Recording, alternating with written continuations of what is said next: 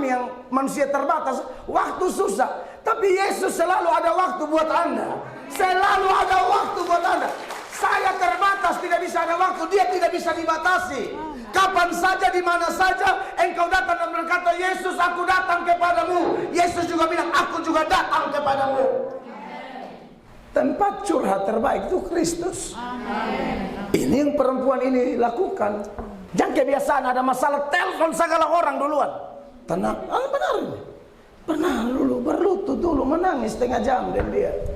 Baru kau lihat, jangan sampai su habis menangis dan dia susah ada gairah telepon orang lain. Karena apa? Su kuat.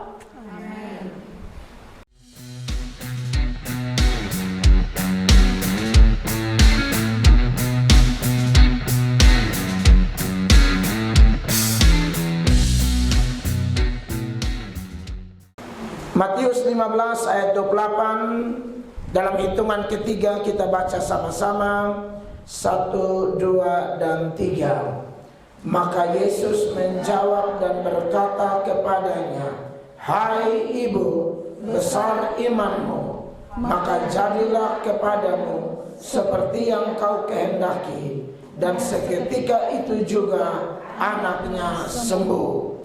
Kekasih-kekasih Tuhan, perempuan-perempuan luar biasa yang Tuhan izinkan ada dalam ruangan ini, baik ibu-ibu atau kaum wanita yang atas seizin Tuhan mengalami sejumlah pergumulan dan berujung harus dibentuk di sini, maupun ibu-ibu dari Amazing Women, satu anugerah luar biasa. Saya bisa bicara di depan persekutuan perempuan, kunjungan dari Amazing Women. Nah, dari pembacaan kita ini, kekasih Allah, Matius 15 ayat 21 sampai ayat 28 yang kita baca sama-sama, khusus ayat 28 saja. Saya membuat satu tema, yaitu iman yang besar dalam diri seorang perempuan. Sekali lagi temanya adalah iman yang besar dalam diri seorang perempuan. Kekasih-kekasih Tuhan, bicara tentang iman menurut ajaran Kristen atau ajaran Alkitab, itu ada 3 jenis iman. Ada yang namanya saving faith, atau iman yang menyelamatkan. Itu orang berdosa percaya Yesus karena anugerah, selamat. Ada yang namanya historical faith, iman yang mempercayai bahwa seluruh peristiwa yang terjadi dalam Alkitab, perjanjian lama maupun perjanjian baru, adalah kisah nyata, sejarah nyata, tidak ada dongeng di dalamnya. Mujizat-mujizat yang terjadi itu semua nyata. Baik Musa membela lautan, ada tiang awan, ada tiang api, ada roti turun dari sorga, dan ada kebangkitan-kebangkitan orang mati. Termasuk teks yang kita baca, yaitu kesembuhan dari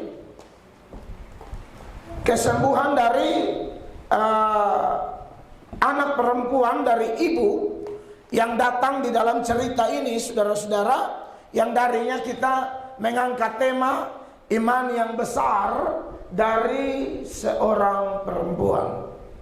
Itu namanya historical faith. Saya perlu ngomong ini karena di luar sana ada kelompok seperti kelompok Kristen liberal yang mengatakan bahwa cerita-cerita mujizat di Alkitab itu bohong, ya. Dan orang-orang seperti itu sudah pasti dipakai setan karena menyangkal pekerjaan Tuhan yang hebat. Lalu yang terakhir, yang ketiga, ada yang namanya practical faith. Practical faith adalah iman, saudara-saudara, yang berkaitan dengan kehidupan sehari-hari. Nah, khusus practical faith ini ada ukuran imannya. Ada iman kecil, ada iman sedang, ada iman besar. Nah, ayat yang kita baca, Yesus berkata dalam ayat 28, maka Yesus menjawab dan berkata kepadanya, hai ibu, besar imanmu. Nah, ini practical faith, karena iman yang betul-betul berkaitan dengan pergumulan-pergumulan hidup. berkaitan dengan masalah-masalah hidup sehari-hari. Nah, dalam kaitan dengan pergumulan-pergumulan yang kita hadapi, kita butuh iman seperti ini. Saudara-saudara, masalah ini kan tidak bisa dihindari ya.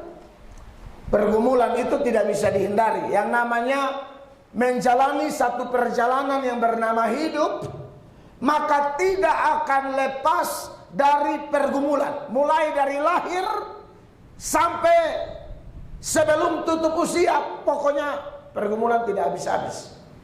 Mau fisik, mau psikis, pikiran, perasaan. Makanya dalam Ayub pasal 7, ayatnya yang pertama, ketika Ayub sedang diproses oleh Tuhan begitu rupa. Bapak Ibu, khusus ibu-ibu semua tahu toh, pergumulan Ayub itu luar biasa ya. Anak semua meninggal, harta semua habis, istri lari kasih tinggal dia. Jadi Ayub itu benar-benar sendiri. Kalau kita baca seluruh kitab Ayub, bahkan kawan kenalan bukannya kasih kuat, tapi teror dia, hakimi dia, kasih keluar kata-kata melemahkan. Bahkan pembantu sekalipun tidak peduli Ayub lagi. Karena Ayub itu kehilangan semua, benar-benar sendiri dalam keterpurukan. Terpuruk betul-betul. Harta habis, anak habis, luka dari ujung kepala sampai ujung kaki, kulit pecah-pecah, mulut bau, dan lain sebagainya. Dari jarak jauh aja kalau baca di kitab Ayub, orang sudah menghindar dari Ayub. Dalam tuntunan roh, kemudian Ayub bilang begini, dalam Ayub pasal 7 ayat 1, perhatikan. Bukankah manusia harus bergumul di bumi, dan hari-harinya seperti hari-hari orang upahan? Bukankah manusia harus bergumul di bumi dan seterusnya? Jadi kekasih-kekasih Tuhan tidak bisa mau hidup tapi tidak mau bergumul, itu tidak ada ceritanya ya. Semua orang menghadapi pergumulan. Bahkan Tuhan kita Yesus Kristus namanya, ketika dia menjelma menjadi manusia, dia mengalami apa yang kita alami. Makanya dia tahu bagaimana cara tolong kita.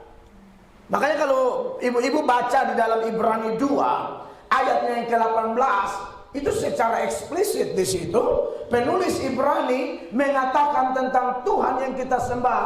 Dia itu bisa merasakan apa yang kita rasakan. Kelemahan-kelemahan kita, pergumulan kita dia tahu. Perhatikan. Ibrani 2:18. Sebab oleh karena ia sendiri telah menderita karena pencobaan. Oleh sebab dia sendiri telah menderita karena pencobaan, maka ia dapat menolong mereka yang dicobai. Maka ia dapat menolong mereka yang dicobai. Itu Tuhan Yesus. Yang namanya manusia, termasuk manusia Kristus yang kudus itu, tidak luput dari pergumulan. Jadi kekasih-kekasih Tuhan ini sangat penting untuk kita renungkan bersama. Tuhan Yesus yang suci saja, tidak ada dosa kayak kita, hadapi itu semua. Tuhan Yesus pernah kena maki. Pernah baca kok Tuhan Yesus kena maki? Orang bilang Tuhan Yesus itu gila. Bahkan dari keluarga. Dari keluarga sebelum Tuhan Yesus itu. Kok Tuhan Yesus ini pelayanan dong, bukan dukung. Orang bilang, dia agak mengong kalau orang Kupang. Jadi maksud saya omong ini supaya ibu-ibu dan saya, kita dengar ini firman, kita harus kuat bahwa memang kalau jadi orang Kristen yang benar aja itu kena maki, apalagi yang menyimpang. Ada satu ayat dalam Injil Markus ya, ini ada pelayanan, bisa mereka omong Tuhan Yesus dalam Markus 3 ayat 21. Markus 3 ayat 21, ini keluarganya bilang begini. Waktu kaum keluarganya mendengar hal itu, mereka datang hendak mengambil dia, sebab kata mereka, ia tidak waras lagi. Anda lihat, Tuhan Yesus, jadi tak usah omong bilang mel atau kok ibu-ibu, tak usah. Buat omong yang paling kudus, yang tidak ada cacat, tidak ada noda, keluarga bilang mengong. Biasanya kalau masalah begini nanti Bersyukurlah buat ibu-ibu yang ada dalam pergumulan, keluarga tetap dukung. Tapi ada kan yang tidak. Ada yang lari ke setengah saudara. Ada yang bilang, memang lu bikin sial. Terbiasa tuh kita dengar kata-kata begitu. Nah, saya perlu kasih tahu, bukakan di sini bahwa Yesus tahu apa yang kita alami. Kita alami mungkin karena kita salah. Yesus tidak salah saja dikatain gila. Sampai ini hari saya masih ada orang bilang Mel Atok itu pendeta gila. Serius. Tapi beta ini karena tahu ini ayat, beta kuat. Karena kalau saya dikatain gila, banyak pemicunya. Entah masa lalu saya, entah khotbah-khotbah saya yang tajam, keras dan menusuk. Jadi saya tidak ngaruh gitu loh. Karena saya baca ini ayat, waktu kaum keluarganya mendengar hal itu, mereka datang hendak mengambil dia, sebab kata mereka, ia tidak waras lagi. Di bagian lain lagi, Yohanes pasal 10 ayat 18, Tuhan Yesus khotbah tentang kebangkitannya. Dia bilang kalau dia berkuasa memberikan nyawanya, dia berkuasa ambil kembali. Maka orang bilang, ini khotbah aneh. Tidak ada nabi khotbah begini. Tidak ada guru agama khotbah begini. Tidak ada rabi khotbah begini. Ini satu, ini pasti gila. Khotbahnya lain daripada yang lain. Tidak seperti biasanya pengkhotbah berkhotbah. Ajarannya aneh. Maka dia dipasang label gila, kerasukan setan. Perhatikan ayat 18 dahulu. Tidak seorang pun mengambilnya daripadaku, melainkan aku memberikannya menurut kehendakku sendiri. 19. Terus. Aku berkuasa memberikannya dan berkuasa mengambilnya kembali. Inilah tugas yang kuterima dari Bapakku. 19. Maka timbullah pula pertentangan di antara orang-orang Yahudi karena perkataan itu. Banyak di antara mereka berkata, ia kerasukan setan dan gila, mengapa kamu mendengarkan dia? Mama-mama, ibu-ibu, kakak adik semua, bacain ayat. Tuhan Yesus tuh orang pernah omong yang sonde-sonde. Setan, gila. Masih banyak kalau saya mau bukakan. Dia dituduh penjahat, penyesat. Makanya ayat tadi bilang begini, kalau anda alami apa, Tuhan so alami. Hanya beda penyebab saja. Tetapi dia tahu menolong kita. Amin. Nah, menarik bahwa ketika kita kembali kepada teks yang mau saya bahas ya, Matius 15 21 sampai 28, di sana akan ada sejumlah keterangan menarik, pelajaran berharga bagi kita seputaran iman yang besar dalam diri seorang perempuan ya. Jadi sekali lagi ya, iman yang besar dalam diri seorang perempuan di dalam cerita ini adalah iman yang kita perlukan tanpa kecuali. Saya tidak bilang hanya ibu-ibu yang dalam sini, tidak. Ada orang yang tidak dalam kurungan, tidak diawasi seperti ini, tapi hidupnya lebih terpenjara. Saya sudah ketemu berapa banyak ibu-ibu di luar sana bunuh diri, padahal dia tidak dalam sel, tidak ada yang awasi dia, tidak ada dia jam makan dia mau makan jam berapa sih terserah dia, stres gantung diri. Anda lihat, berarti ibu-ibu yang di sini bukan Anda pemasalah paling besar. Ibu-ibu yang dari luar mesti tahu ini juga. Walaupun kita di luar belum tentu kita punya masalah lebih ringan. Maka dari itu, kekasih-kekasih Allah, dari tema ini berdasarkan Matius 15 21 sampai 28, ada beberapa hal yang saya catat untuk saya seberangkan kepada kekasih-kekasih Tuhan, ya. Yang pertama adalah bahwa perempuan yang dikatakan imanmu besar, ibu, jadilah menurut perkataanmu. Ternyata ibu ini adalah seorang perempuan kafir yang memutuskan datang kepada Yesus. Dia perempuan kafir. Kelihatan dari ayat 21 Injil Matius pasal 15. Lalu Yesus pergi dari situ dan menyingkir ke daerah Tirus dan Sidon. Ini daerah non-Israel, dan di mata orang Israel ini kafir. Maka datanglah seorang perempuan Kanaan Dari daerah itu, saudara tahu bahwa Tuhan ini waktu orang Israel memasuk tanah Kanaan, ini orang-orang yang Tuhan bilang larang jangan bergaul dengan mereka, jangan kawin mawin dengan mereka, jangan sampai terjebak dengan berhala mereka.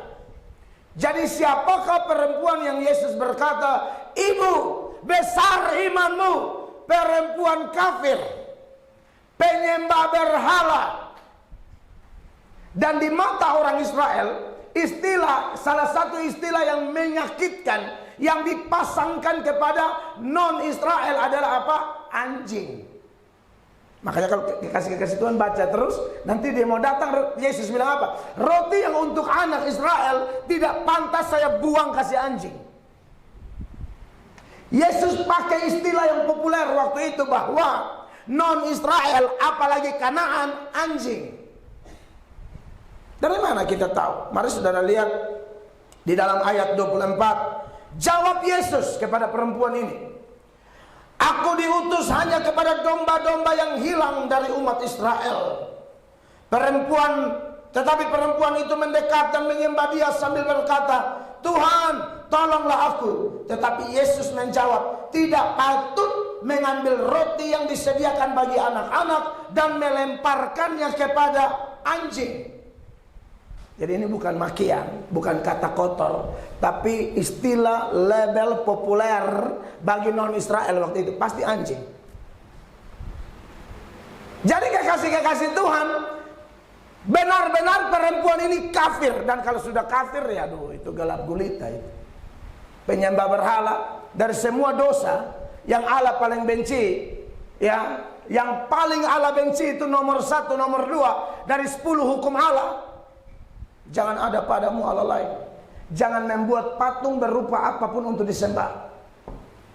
Kalau saya ke Israel atau kemana-mana, kalau ada patung-patung hanya aksesoris, nggak ada masalah. Dan tidak dosa patung demi seni. Tapi kalau sembah pohon, sembah kayu, nah Israel, orang Kanaan, sembah segala macam. Itu dosa yang paling dibenci. Tetapi Anda lihat penyembah berhala ini, perempuan kafir ini, dia memutuskan datang kepada Yesus. Di ayat 22 dari Matius 15 dikatakan apa? Maka datanglah seorang perempuan Kanaan dari daerah itu dan berseru, kasihanilah aku ya Tuhan anak Daud, karena anakku perempuan kerasukan setan dan sangat menderita. Iya, dia saudara walaupun kafir, tapi dia mau datang kepada Yesus. Yang menjadi masalah kalau sudah kafir atau jahat, lalu tetap dalam kekafiran, tetap dalam kejahatan, tetap dalam dosa, tidak akan mengalami restorasi sampai Tuhan bilang besar imanmu. Ingat ya, yang menilai iman itu besar atau kecil Tuhan Allah, bukan tetangga atau diri sendiri. Bersaksi baru bilang betapu iman besar, itu tidak, sulit dipercaya. Yang menilai iman orang besar atau kecil itu Tuhan. Dan yang menilai iman perempuan kafir ini besar adalah Tuhan. Kenapa penilaian itu datang? Karena dia memutuskan datang pada Yesus. Jadi menarik ya, di sini gereja muda ibadah 5 kali. 5 kali. Luar biasa. Teruslah datang pada Yesus. Amin. Harus melihat itu cara Tuhan. Mungkin di luar sana beberapa di antara kita terlalu sibuk, tidak ada waktu datang ke Tuhan. Mungkin hari ibadah juga keluarga saya bilang Fatum Nasi guys. Don't be guys di Fatum Nasi. Ya kan? Dulu sempurna ingat gereja. Tapi Tuhan tahu, saudara kalau tetap di luar nanti tetap begitu sampai masuk neraka. Lebih baik kas masuk di sini, khusus yang gereja muda, 5 kali. Gereja tua, saudara sepupu, tapi saudara, artinya bahwa ini menarik, ini luar biasa, iya kan? Saya bersyukur ya, saya tidak memuji berlebihan ibu-ibu di Amazing Woman. Ada beberapa ibu tuh yang memang hampir semua ibadah mereka hadir. Padahal mereka tidak di sini. Buat saya itu luar biasa sekali. Karena ada orang yang harus dipaksa dengan satu keadaan berdatang, tapi tidak ada masalah deh. Yang penting kita mau datang. Dan kalau sudah datang, belajar untuk datang sungguh-sungguh kepada Dia.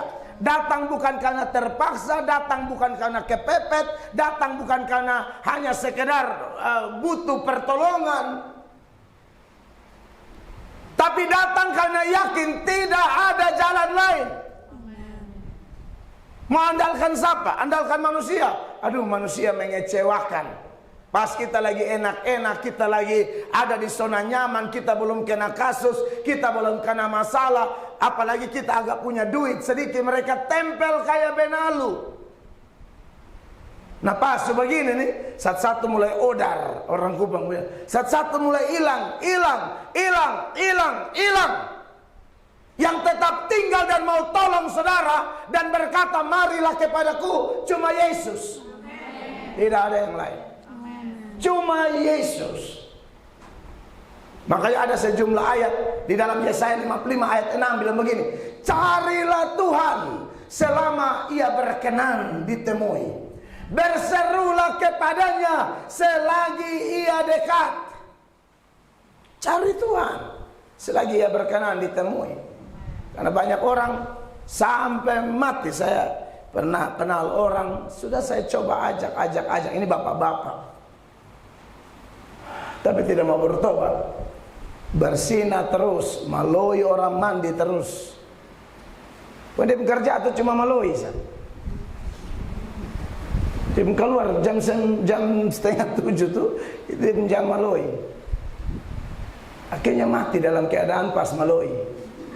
Benar, intip. Matinya mati ganas.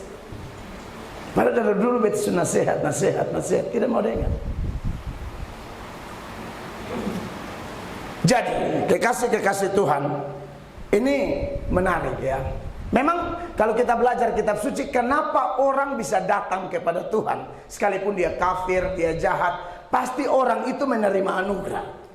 Karena Tuhan Yesus ini kan datang tidak cari orang benar, amin, tapi cari orang berdosa. Apakah ada orang benar? Tidak ada. Yang sok benar banyak. Semua orang itu berdosa.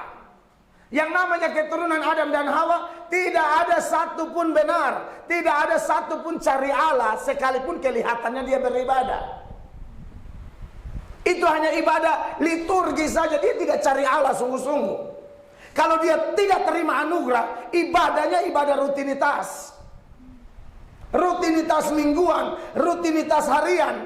Contoh nih, saya bicara konteks kita di sini, gereja muda 1 minggu 5 kali.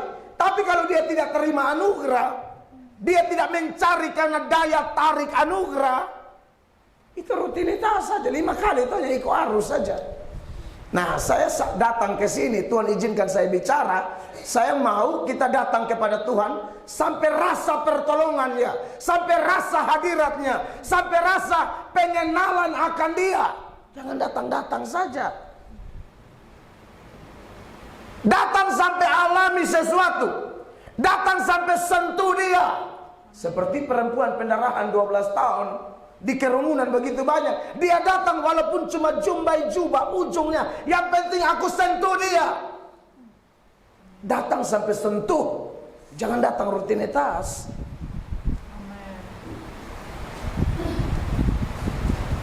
Jadi saudara-saudara, anugerahlah yang membuat kita bisa datang seperti itu. Ada orang-orang kafir, seperti orang kafir ini di dalam Kisah Para Rasul 13 ayat 48. Orang-orang Yahudi tolak Paulus dan Barnabas ketika beritakan firman. Tapi kafir-kafir ini terima dan mereka bahagia luar biasa. Orang Yahudi yang dikategorikan umat Allah melihat hamba Tuhan berkhotbah, kok tidak ada sukacita, tidak ada damai. Justru penolakan, justru cacian, makian. Tapi yang kafir ini begitu sukacita, begitu senang, dan akhirnya mereka bertobat. Dan di data ini dibukakan kenapa mereka bertobat. Karena mereka sudah ditentukan sebelum dunia dijadikan. Perhatikan ini ayat. Mendengar itu bergembiralah semua orang yang tidak mengenal Allah Dan mereka memuliakan firman Tuhan. Tidak mengenal Allah itu sama dengan kafir. Tetapi mereka memuliakan firman Allah. Terus. Dan semua orang yang ditentukan Allah untuk hidup yang kekal. Dan semua orang yang ditentukan Allah untuk hidup yang kekal menjadi percaya. Makanya di ayat lain, Yohanes 6 ayat 37, Tuhan Yesus bilang begini, semua yang diberikan Bapa kepadaku akan datang kepadaku, dan barang siapa datang kepadaku, ia tidak akan kubuang. Perjumpaan Yesus dengan seseorang itu luar biasa. Selain perempuan ini, ada perempuan pelacur di Parigi Yakub. Ketemu Yesus, Yesus tes dia, tolong panggil suamimu. Dia bilang, aduh aku tidak ada suami. Yesus bilang, iya saya tahu, yang kau ini sudah punya 5, dan itu bukan lakimu semua. Yang kelima ini lu tidak ada orang pelaki. Yang kelima sekarang ini kan laki orang. Di situ dia kaget. Wow, dia bisa tahu semua sampai detail-detail masalah rumah tangga saya. Seperti apa saya, ternyata saya pelakor kelas barat. Tapi pelakor ini ketemu Yesus, perubahan terjadi. Perubahan terjadi. Makanya saya bilang Tuhan Yesus tidak peduli masa lalu kita. Mau pelakor kok, pelokor kok, asal kita datang. Mungkin ini istilah orang bilang kasar, tapi mesti ngomong. Tidak bisa bilang pelakor itu sebenarnya bukan pelakor, hanya cinta-cinta terlarang. Terlalu halus, terlalu halus. Cinta-cinta terlarang apa? Mesti kasar, tegur. Amin. Sekaligus kasih tahu bahwa sekalipun label itu tidak bisa dihindari, orang akan ngomong. Tapi intinya kita mau datang pada Yesus. 2 Korintus 5 ayat 17 bilang, jadi siapa yang ada dalam Kristus, dia adalah ciptaan baru. Yang lama sudah berlalu, sesungguhnya yang baru sudah datang. Amin. Pusing amat dengan omongan orang. Makanya dia, perempuan itu dibaca di Yohanes 4 mulai ayat 23 dan seterusnya. Itu perempuan terkenal sebagai pelakor di Samaria. Tapi waktu jumpa Yesus beda. Sebelum jumpa Yesus, dia tidak mungkin keluar rame-rame, karena kalau dia keluar langsung jadi bahan gosip. Orang langsung omong, makanya dia keluar sunyi-sunyi. Maka Yesus juga datang pas di Parigi Yakub. Itu sunyi. Kalau tadi Ibu Aceh bilang, oh Pak Mel jam terbang tinggi, jadi kalau pas dia ada waktu. Ya toh itu bahasa, dia tahu mau coba bandingkan. Betul, karena kami yang manusia terbatas, waktu susah. Tapi Yesus selalu ada waktu buat Anda. Selalu ada waktu buat Anda. Saya terbatas, tidak bisa ada waktu. Dia tidak bisa dibatasi. Kapan saja, di mana saja engkau datang dan berkata, Yesus aku datang kepadamu. Yesus juga bilang, aku juga datang kepadamu. Jadi saudara, tempat curhat terbaik itu Kristus. Ini yang perempuan ini lakukan. Tempat curhat terbaik Kristus. Jangan kebiasaan ada masalah telepon segala orang duluan. Tenang, benar ini. Pernah dulu berlutut dulu menangis setengah jam dan dia. Baru kau lihat, jangan sampai su habis menangis dan dia susah ada gairah telepon orang. Karena apa? Su kuat. Tak usah nembak koleng kali ini. Sampai sewa Infocom yang dibentuk oleh saudara-saudara. Saya ada masalah. Tak usah. Datang di kaki Tuhan. Manfaatkan itu 5 kali seminggu tuh. Di gereja ini masuk sujud menangis di sini. Memang kadang-kadang ada yang kesetan. Orang lain ada menangis sudah lewat, menangis terus. Di sini ada kesan, di sini ada. Kalau ada memang seramas. Orang ada menangis, dia putar gereja ke keliling tembok Yeriko, menangis terus, menangis terus. Biar orang menangis. Amin. Karena baca Alkitab Tuhan bilang, Tuhan tuh tampung air matamu dalam kirbat. Saudara yang tukang olok lu lihat. Orang mau menangis kok Allah tampung di kirbat. Lu keliling Yeriko kok.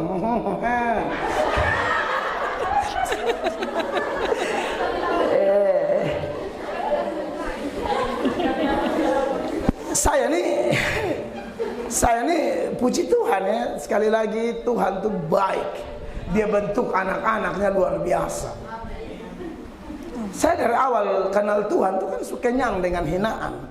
Dulu tukang baganggu orang, tukang olok orang. Orang ibadah kata, malaikat mau anteru, mau naik anter. Bagian saya bertobat, selesai toh. Pegang Alkitab tuh lewat kawan-kawan yang dulu tuh hitung 1, 2, 3. Nabi palsu. Pura terminal. Nih saudara-saudara, nabi palsu. Bertobat putar balik, berteriak, bukan berteriak pelan. Dan itu tuh berlangsung bertahun-tahun. Makanya kalau ada yang curhat tantangan begini begitu, dia bilang pernah kena hina di muka umum. Saya pernah. Nah, jangan banyak mengeluh. Kata itu level berat. Maka Tuhan mempersiapkan. Semuanya Tuhan berencana pasti tidak semungkin meleset lah. Allah mempersiapkan untuk kasih kuat orang-orang lain yang sedang kena bully, sedang tertekan dengan sejumlah pergumulan. Ya, datang pada Yesus, aduh beda. Kita punya rasa malu, minder, tertekan, tuh Allah lepaskan semua. Karena dia bilang, mari aku kasih kelegaan. Kata kelegaan itu, dia pakai kata sabados, itu istirahat, penuh, lega. Datang, ibadah, manfaatkan pertemuan dengan Tuhan sampai rasa itu kelegaan. Karena 2-3 orang berkumpul sekali lagi dia ada. Dan kalau dia ada perjumpaan dengan Yesus, baca seluruh kisah di Injil, tidak ada Yesus jumpa orang, itu orang pulang kecewa. Kecuali itu orang memang tidak mau ikut aturan Kristus, tidak terima Yesus sungguh-sungguh, pulang pasti kecewa, pulang pasti ngomel-ngomel. Tapi kalau dia terima Yesus sungguh-sungguh, tidak ada cerita, pasti lega, pasti pulih, pasti damai, pasti sukacita, bahkan pasti mengalami mujizat. Jadi kekasih Tuhan terus datang pada Tuhan Yesus. Amin. Memang selain berdoa, saya yakin sekali di dalam anugerah itu yang membuat orang ini bisa datang pada Tuhan, pasti ada kaitan dengan berita-berita yang dia dengar tentang Yesus. Karena Yesus ini kan pribadi yang viral banget waktu itu. Belum ada TikTok, belum ada kayak sekarang. Sampai di sini pun TikTok saya ada, lihat, coba lihat. Iya kan? Dulu mana ada TikTok, mana ada online, mana ada media sosial. Tapi mulugram. Jadi TikToknya dari mulut ke mulut. Tok tak, tok tok tak. Satu Israel tuh dengar Yesus. Bahkan ini berita menembus sampai daerah kafir. Tidak mungkin kok tahu-tahu perempuan kafir penyembah berhala beda agama pula, tahu-tahu datang cari Yesus. Tidak mungkin. Di dalam anugerah ada pemberitaan firman. Amin. Amin. Roma pasal 10 ayat 17 mengatakan iman timbul dari pendengaran dan pendengaran akan firman Kristus. Iman timbul dari situ. Jadi jangan hanya doa. Di sini saya harap selalu baca Alkitab ya. Berdoa itu kita omong dengan Tuhan Allah. Baca Alkitab atau dengar khotbah kayak begini, Tuhan Allah omong dengan kita. Komunikasi disebut komunikasi yang sehat kalau timbal balik. Kalau omong sendiri son sehat, gila. Kalau mulai omong sendiri, memang ada kipas angin, kau bilang, lu mulai cuek. Nah itu tanda. Itu tanda semulai jam 7 lewat 5. Makanya iya dong. Makanya kenapa mesti baca Alkitab? Dia mesti dengar dia omong apa. Apalagi ibu-ibu nih itu. Secara psikologi, ini yang pernah dengar-dengar dan sering beta angkat. Ibu-ibu satu hari kas keluar, katanya para psikolog. Berapa kata Ibu Narita? 20.000. 5.000 kok 15.000? 15.000 sampai 20.000 satu hari ibu dong mesti keluar kata-kata. Artinya boleh bohong di orang, tapi coba yang 15.000 tuh kasih 5.000 di Tuhan, so omong dan dia, lalu sisanya dengar dia. Baca Alkitab. Harusnya yang istilah tahanan jatuh hukuman misalnya 5 tahun, 5 tahun saya baca Alkitab sungguh-sungguh. Beta dalam tahun karena tahu bahwa saya sering bicara. Kan saya bicara, khotbah ini kan omong tentang Allah. Bagaimana saya ngomong tentang Ibu Adriana? Kalau Ibu Adriana tidak pernah omong dengan saya tidak pernah omong dengan Ibu. Kau tendosan pada baca cerita Ibu. Tahu-tahu cerita keliling. Imam Tuhan. Penipu itu. Makanya Anda yang suka bersaksi tapi tidak suka baca Alkitab, Anda sedang tipu orang. Dia kalau angka mic, jadi kalau kita melihat tuh omong panjang mati mampus. Saat teduh tidak ada.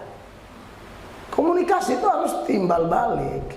Mau omong tentang dia, banyak mau omong dengan dia. Amen. Izinkan dia omong dengan kita. Nah, perempuan ini bisa datang cari Yesus karena berita-berita yang dia dengar membuat imannya bertumbuh dan imannya menggerakkan dia datang pada Yesus. Amin, kekasih Tuhan. Amen. Jadi ini penting supaya kita jangan sampai dalam satu hari 24 jam itu tidak ada waktu baca Alkitab, bahaya. Tuhan bilang sama Yosua, renungkan firman itu siang dan malam. Karena sedikit saja kita rehat, itu setan dengan segala caranya, kekhawatiran, kegelisahan, sampah-sampah secara rohani, itu antri memerangkap masuk di tempat otak. Makanya harus cover dengan firman. Nah, itu baru iman besar. Karena iman besar itu tergantung keintiman dengan Allah. Orang kalau intim dengan Tuhan, aduh, dia kata-kata ada kuasa. Amen. Dia pun porsi sebagai istri, sebagai ibu itu ada kuasa. Dalam kerja ada power. Yang kedua, siapakah perempuan atau pelajaran apa dari perempuan yang Yesus berkata, ibu besar imanmu? Perempuan ini datang kepada Yesus bukan karena masalahnya, tapi masalah anaknya. Ini bukan dia masalah, dia tidak kerasukan setan, dia tidak ada masalah. Yang kerasukan anaknya. Makanya di ayatnya yang ke-22 itu dia bilang, tolong anakku kerasukan setan. Nah, ini pelajaran berharga bagi kita. Ibu-ibu yang beragama Kristen, mau Katolik mau Protestan gak ada masalah buat saya, karena kita sama-sama Kristen. Hanya beda satu tua satu muda, atau istilah yang populer di sini. Tapi yang penting adalah yang namanya kita makhluk sosial, apalagi Kristen. Kita bukan hanya datang karena kita bermasalah. Waktu lihat ibu-ibu di sini, dengar kesaksian, dapat informasi. Saya dalam doa tadi saya omong, harusnya ibu-ibu dari luar tuh menarik ke diri kita. Karena orang Kristen itu punya prinsip begini, sukacita dengan orang yang sukacita, menangis dengan orang yang menangis. Roma 12 ayat 15 itu Kristen begitu. Masalah orang itu masalah kita. Jadi berdoa jangan hanya egois, doa buat beban sendiri. Kadang-kadang kita sibuk mendoakan orang, Allah sibuk menyelesaikan masalah kita. Kita doa kasih Ibu Taneo, doa kasih Ibu Tanti, doa kasih Ibu Heni, doa kasih Ibu Narita. Allah sibuk berkati kita, yang sibuk doa kasih orang. Ini orang datang bukan dia masalah, memang betul ada hubungan darah. Dia tidak merasakan langsung seperti apa, tetapi dia merasakan ini masalah-masalah saya. Nah, kalau kita konteks agama Kristen, kita memang tidak satu darah. Ada darah Cina, darah Rote, darah Belanda campur Ambon. Ada yang darah, pokoknya lebih kacau lagi darahnya. Entah darah apapun, tapi dalam darah Yesus kan kita keluarga. Amen. Maka berlakulah ayat ini, perhatikan. Roma 12 tadi, ayatnya yang ke-15, ya. Tuhan suruh kita bersukacita dengan orang bersukacita, menangis dengan orang yang menangis. Perhatikan kekasih Allah. Roma 12 ayat 15. Bersukacitalah dengan orang yang bersukacita, dan menangislah dengan orang yang menangis. Amin. Jangan coba-coba bersukacita di atas tangisan orang. Lawanmu adalah Tuhan Allah. Dia akan hantam kau. Orang menangis kau tak menangis. Jangan orang menangis kau tak bilang mampus, biar kau dia tahu. Kan saudara ada begini, mungkin banyak orang yang sedang caci saudara. Tolong keluar kalau dia ada susah, jangan balas. Jangan bilang, lu yang dulu apa beta? Lu lihat tuh Allah tuh adil. Siapa yang suruh? Tak usah, itu mulut jaga, sikap hati jaga. Serius, kalau tidak jaga kita kadang-kadang merasa puas saat orang yang memaki kita atau musuh-musuh kita tuh menderita, kita senang mau mati. Tolong jaga hati. Pembalasan hak Tuhan. Pembalasan hak Tuhan. Baca ini ayat 19. Lompat ayat 19 Kak dari ayat tadi. Roma 12 ayat 19. Saudara-saudaraku yang kekasih, janganlah kamu sendiri menuntut pembalasan. Jangan. Tetapi berilah tempat kepada murka Allah. Amen. Sebab ada tertulis, pembalasan itu adalah hakku. Iya, tak terhindarkan saya harus kaitkan ke situ. Pembalasan hak Tuhan. Jadi kalau saudara yang mau balas sampai ada di sini warga binaan yang nanti beka keluar baru lihat. Bertobat. Bertobat. Mungkin Anda bebas dari ini penjara, tapi Anda tidak bebas dari setan. Jangan. Karena ada yang begitu. Lu lihat beka keluar baru lihat. Apa? Mau kasih tahu apa? Wonder Woman. Kalau pada pon kapal. Tak usah. Kadang-kadang kita mencelaka satu manusia ini kalau kenal orang kuat. Wih, itu tembagaya. Beta kenal orang kuat terlalu banyak. Aduh, beta takut Tuhan. Andalkan sandongko Tuhan tempeleng saya tidak mau. Saya tidak mau. Jangan hati terpikat. Orang-orang yang punya power ini hanya tinggal tanda tangan, keadaan terbalik dengan kuasa manusia. Jangan, Tuhan tidak mau. Itu sama dengan sudah menggeser Tuhan dari hidup kita. Nah, oleh karena itu kekasih Allah, belajarlah untuk walaupun ada masalah, tapi doakan orang lain ya. Nanti baru Anda lihat ya apa yang saya katakan itu alami atau tidak. Saat Anda sibuk doakan orang lain. Ya. Kami sudah melakukan ini, makanya kami ajar. Dan kami sudah rasa dampaknya. Dalam beban doa kami, doa ke sebanyak orang yang tidak kenal kami sapu semua tiap hari. Dan salah satu pokok yang paling tidak bisa saya lupa adalah mendoakan orang yang memaki-maki kami. Oh, itu keren bang. Itu hati enak, lega, luar biasa, sukacita. Biar kurang tidur, semangat nah. Sekarang ini kurang tidur, tapi tetap semangat. Karena datang muka kuat orang lain. Yang berikut,